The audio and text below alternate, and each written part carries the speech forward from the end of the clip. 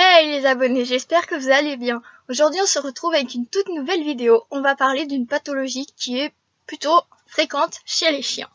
Donc sur ce, je vous laisse avec l'intro et on se retrouve juste après.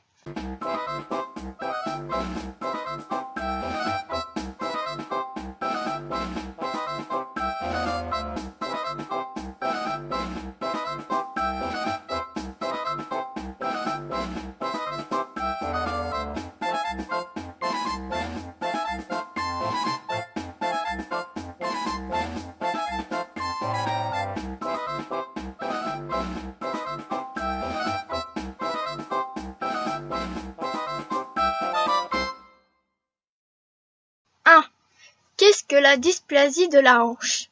Le mot dysplasie signifie anomalie de développement. La dysplasie de la hanche chez le chien est une maladie squelettique. Elle consiste en une malformation progressive de la hanche pouvant se révéler tout au long de la vie d'un chien. Le chien ne naît pas avec sa dysplasie.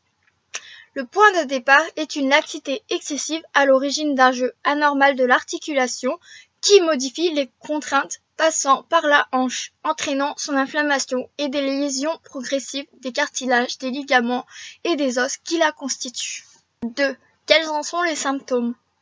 Les symptômes de la dysplasie sont une boiterie, des difficultés pour sauter ou monter un escalier ou bien courir, du mal à se relever, du refus pour faire de l'exercice, un dépassement des os des hanches, donc luxation, subluxation, et une boiterie assez marquée. D'autres symptômes peuvent être intermittents, voire constants.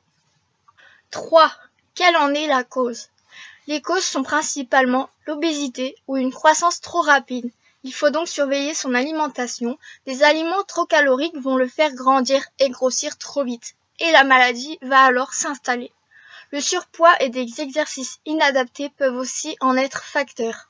Les chiots doivent faire des exercices, mais en pratiquant dans l'excès avant la fin de la croissance, les risques d'apparition de la maladie sont élevés. Enfin, cette déformation peut tout simplement être le résultat de chutes et d'accidents plus ou moins graves. Il y a aussi un facteur génétique.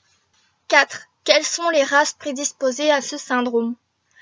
La dysplasie de la hanche atteint plus généralement les chiens de grande race, labrador, retriever, rottweiler, berger allemand, saint-bernard, dog, en raison du facteur héréditaire. Mais les autres races peuvent aussi en être atteints. 5. Y a-t-il un traitement? Peut-on soulager l'animal? Cette maladie nécessite un suivi vétérinaire régulier. Les traitements sont adaptés au cas par cas.